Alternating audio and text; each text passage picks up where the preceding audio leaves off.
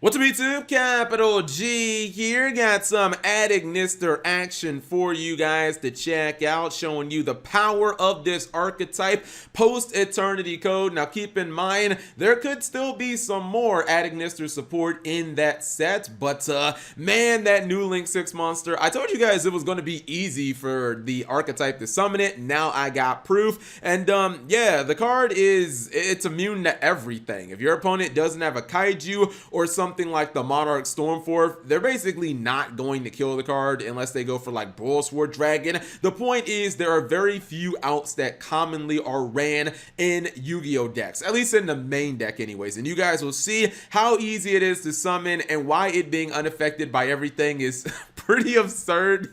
So the player at the bottom is going to go first. Balancer Lord, such a strong card in Cyber's decks, pay 1,000 life points, get that additional normal summon. Looks like he went for the card that's basically like a Rhoda for Adagnister. He is going to continue summoning that. He got to Island. At this point, he has his Dark Templar, and this is the card that is the Infernity launcher for the archetype. Just got a special summon to its link points, and then boom, you get double Monster Reborn. Pretty good if you're looking to go for a Link 6. At this point, he is just going to summon one more monster, and you guys can see 3, 4, 5, 6. He already has his Link 6 on field. It's just that easy for this archetype. This is why the deck can go first. The deck didn't really have a play going first. You could go like Dart Fluid Dragon, pass, but against decks like Sky Striker or Altergeist, they would just like laugh at you like, hey, Impermanence, GG no Re, activate Widow Anchor, GG no Re, activates Afterburner, GG no Re, but now you have an actual legitimate play. So boom,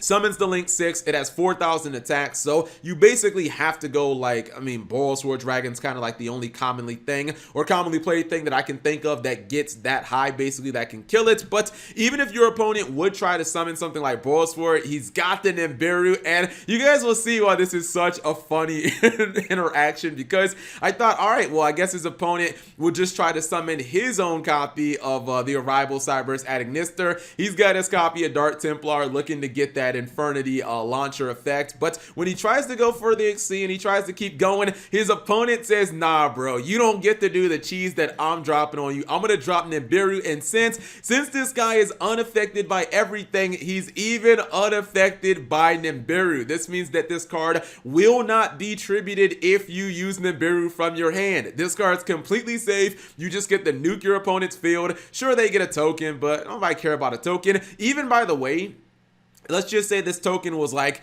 I don't know, 13,000 attack, because I think that's the highest I've ever seen an Nibiru token. It wouldn't matter, because the Arrival Cyber's Adagnister could just blow this card up anyways and get a token, and there'd be nothing your opponent can do. They couldn't Solemn Strike this or affect Veility effects, because it's unaffected by everything. They're not going to be able to protect the token, not any way that I can think of. So he's going to use his Monster Reborn and just kind of like he's going to just squirm and struggle. His monster is going to get popped at this point.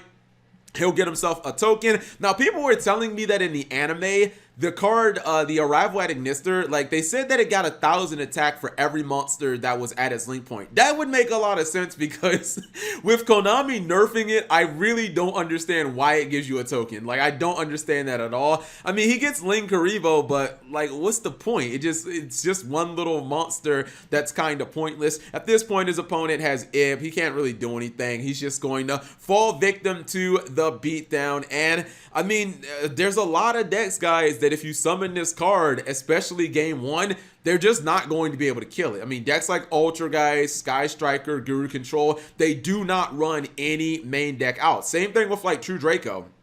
These archetypes don't run main deck outs to discard, so they're basically going to have to side. It's kind of like summon this game one, automatically win the duel. Game two, maybe your opponent has a couple of outs. If they don't draw them, you still just win anyways. But it's a very powerful card, and the fact that it's unaffected by Nibiru, a card that tributes everything off the field, is just a little bit of icing on the cake. Anyways, hopefully you guys enjoyed the short duel. If you did, give the video a thumbs up. Thank you guys for watching. As always, subscribe if you have not already, and turn on that notification bell for daily videos.